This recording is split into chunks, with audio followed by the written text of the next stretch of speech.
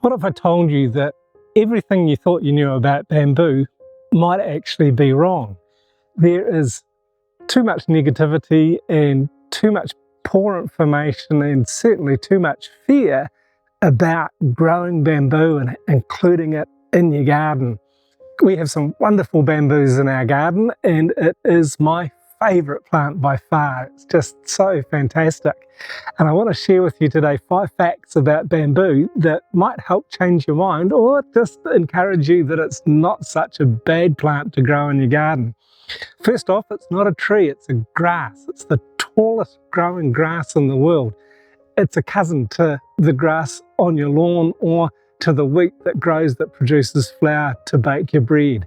And it is huge. This bamboo here is entire, it's called Pai Sang Mon, and it's growing, it says it grows to 25 metres. The longest culm I've cut is over 25 metres, so I think ours is between 25 and 30 metres. So if you've got the space for it, fantastic. But you don't need to grow the tallest bamboo. There's tons of other varieties. We've got a few different ones on our property that are much shorter than this. The second thing I want to share with you is that there are 2 main types of bamboo. There are bamboos that clump and bamboos that send out runners, exactly the same as different types of grasses. Some grasses will send runners, some grasses are clumpers. Here in the tropics, we get mainly the clumping type of bamboo. It tends to like the warmer weather, the warmer climates, and so typically is found in more tropical areas of the world.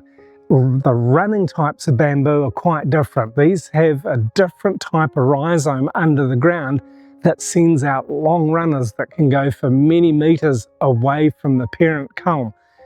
These types of bamboos tend to grow in more temperate and cooler climates. So you've got to be careful if you're in a temperate zone and you're wanting to buy bamboo, you need to really check this, because whereas it is possible to plant and contain a running type of bamboo, planting and containing a clumping type of bamboo is much easier.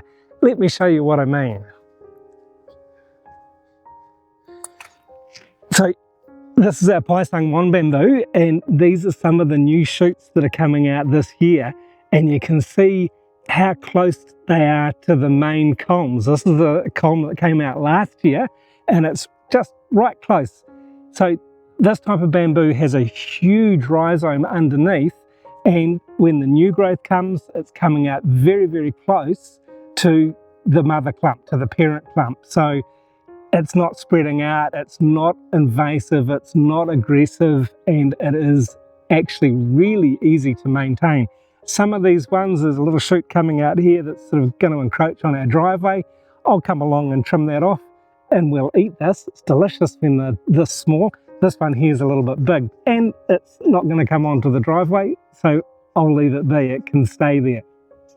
And the third fact about bamboo is it is the fastest growing land-based plant on planet Earth. So if you do plant it, you do want to plant it somewhere where you're going to keep an eye on it and just enjoy watching it grow. Some species, they say, will grow over 1 metre in a day, which is a phenomenal rate of growth. That's about 4 centimetres an hour. I've heard stories say that you can actually see it growing or that you can hear it growing.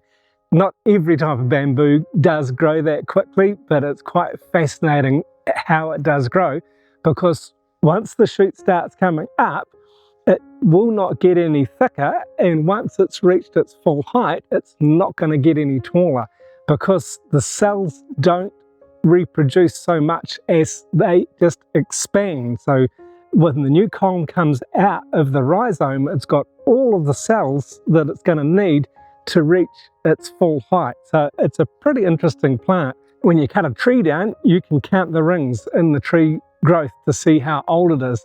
Bamboo doesn't grow like that. It's got a very, very different structure to it.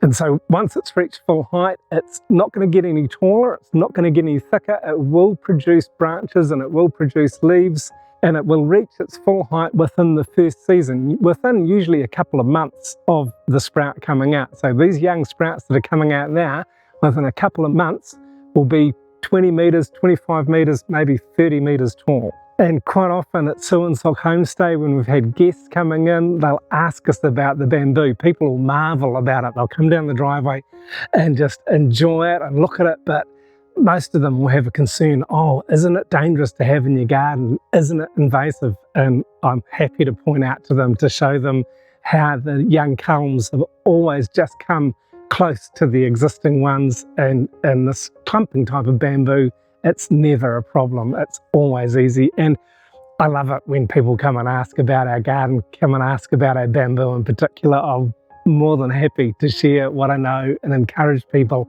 how fabulous this beautiful plant is.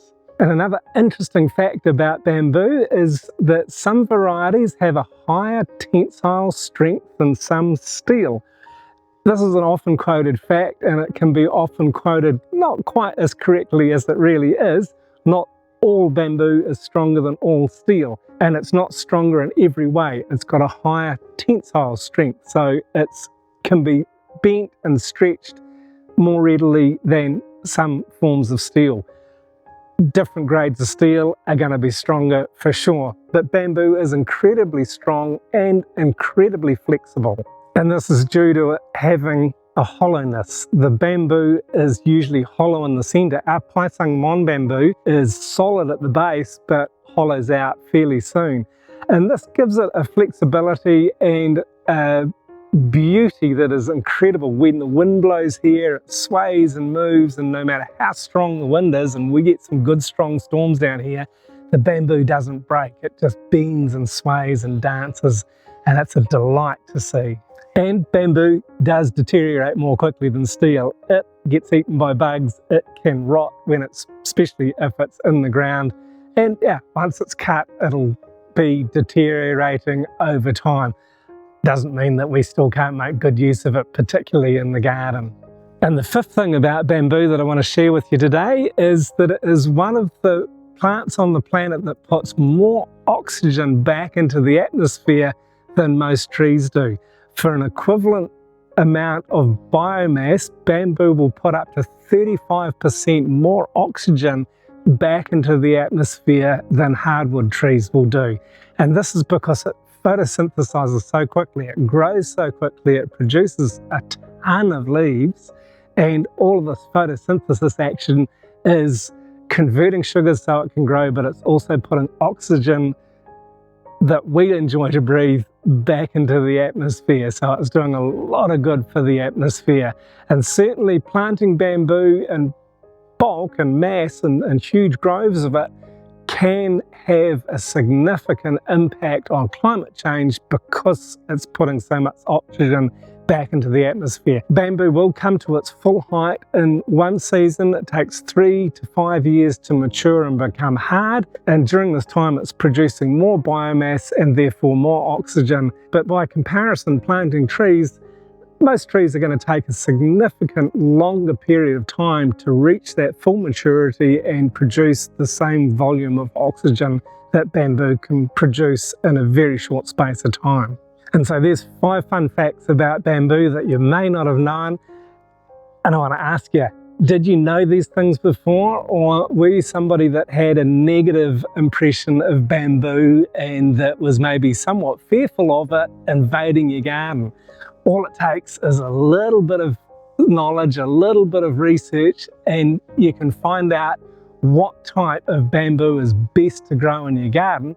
And if you want to know about this, I've produced a very comprehensive video outlining different types of bamboos that can grow in different climates. You can check it out here. Thanks very much for watching this one all the way through.